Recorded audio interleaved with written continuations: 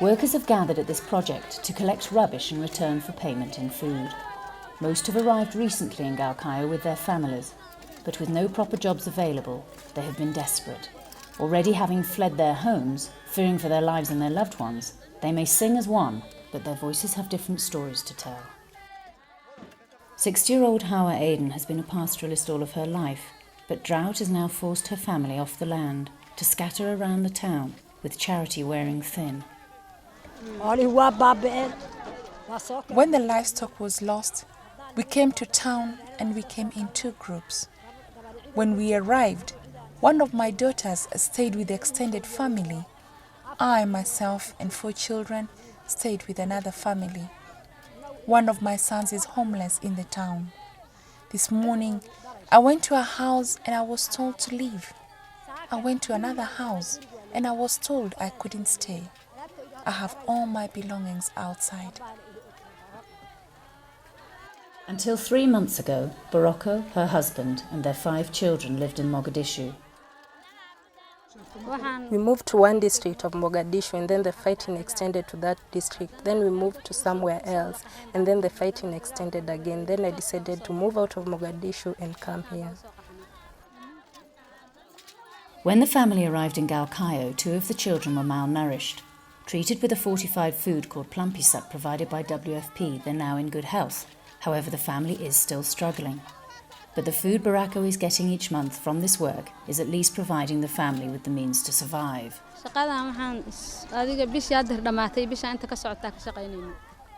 We have been working in this place for the last 2 months.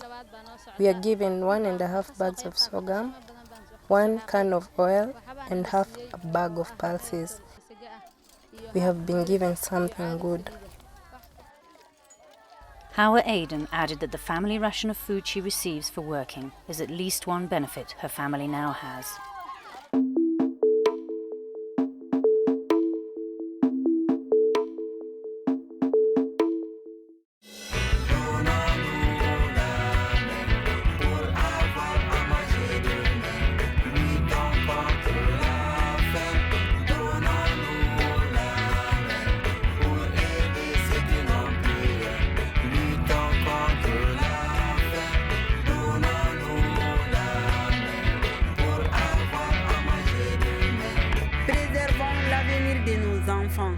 Les enfants, c'est le futur.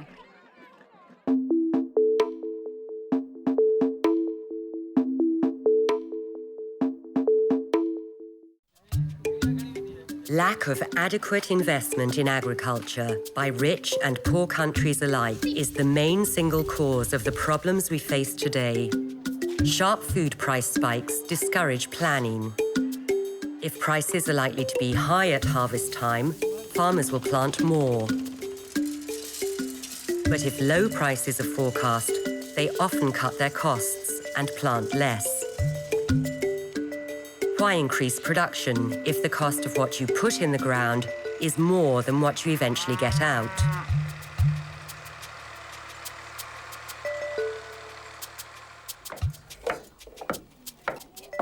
For poor families, when food prices hike, their money buys less, and they might have to skip meals and go to bed hungry.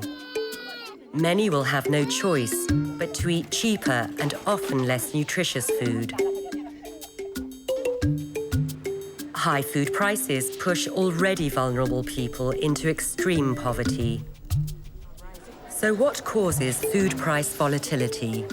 A combination of issues and conditions including insufficient grain reserves on the global market. Supply is struggling to keep pace with demand, and stocks are at or near historic lows.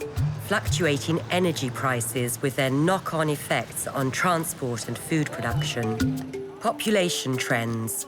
Almost 80 million new mouths to feed every year, and by 2050, the world population is expected to exceed 9 billion. Rapid economic growth in emerging economies. As people eat more meat and dairy produce, the need for feed grains quickly increases. Speculators, although they may not cause price spikes, they can aggravate them. extreme weather and climate change can decimate crops and destroy food stocks.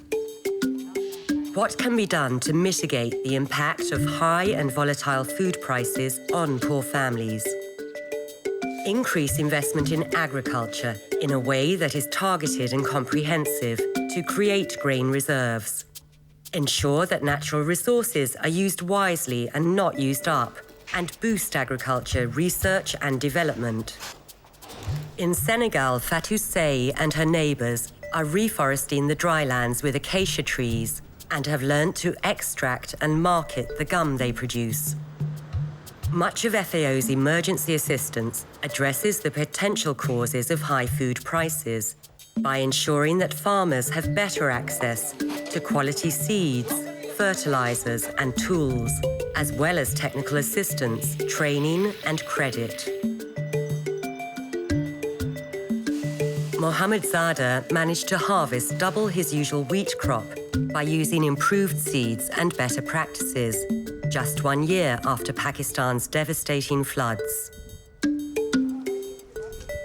FAO supports efforts to improve rural infrastructure, such as roads, irrigation systems, storage and market facilities. Farmers in Guatemala are learning to make worm compost boxes to recycle their organic waste. This should increase maize production and may give them a surplus to sell. In 2010, FAO assisted governments in programming over $5 billion of investment support by development banks to increase production by smallholders and take advantage of higher food prices.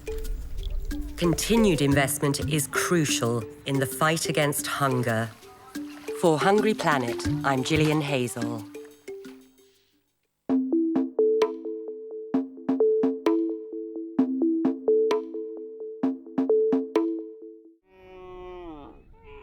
It's the rainy season in the Rift Valley in Ethiopia.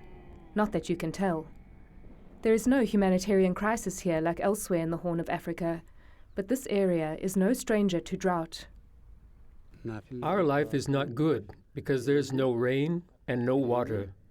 The water that exists isn't clean, and when this is exhausted, we are hardly surviving. It's not a life. Hassan is a pastoralist, one of about 12 million in Ethiopia. They depend mainly on livestock and travel great distances to find water and grazing land. They are the ones most affected by drought. They have been marginalized for centuries. They are living in arid and semi-arid areas in a harsh climate. They are the ones who are actually highly vulnerable for man-made and natural disasters. And due to climate change, droughts are now far more frequent. They occur every year or two, rather than every 5 to 10 years, so it's a daily battle for survival. When there's no rain, there's nothing for livestock to eat. During this time, the livestock die. When this happens, we also suffer. Life is equal to death. But Hassan now plays a part in preventing such a tragedy. He has recently been trained as a community data collector and is one of over 500 in the country. He checks the water supplies, crops and livestock in his community, noting any warning signs of drought. I see if the water is clean, whether it is possible for people to drink it. Also, I look at the volume compared to yesterday, if it goes up or down. Hassan makes weekly reports to the district level, and they analyze the data and feed the information to higher levels of government. Before, we didn't go to the community to get information unless there was something serious. So the existing situation didn't reach us quickly. Now it is very fast. This early warning system is supported by the Pastoral Community Development Project, or PCDP. They say it gave them a chance to respond to the current drought in the Horn of Africa by providing water and animal feed, preventing a bigger crisis for Ethiopia. But where Hassan lives, it's a different story. Now there is no rain. There is also no crop. What we got from last year's harvest is almost finished. This is the situation. But when I report the problem, I don't get any response. PCDP says the government has limited resources, so it has to prioritize and focus on the worst affected areas. We cannot claim that the system is perfect in all parts of the pastoral areas. So it needs to be strengthened further, and this actually the government is doing. The early warning system is not enough on its own. PCDP combines it with projects that build pastoralists' resilience to drought, such as irrigation schemes, water harvesting, and alternative livelihood opportunities. The UN's International Fund for Agricultural Development, or IFAD, financially supports these projects. And according to its president, these long-term investments are the only way to prevent future tragedies. We have to invest in agriculture. We have to invest in rural development. We have to invest in infrastructure. Droughts will always occur. They occur worldwide. Australia, Russia, the United States. Do they get food aid? Life may not be easy for Hassan, but this early warning system provides hope that he will never have to rely on food aid. For Hungry Planet, I'm Joanne Leviton.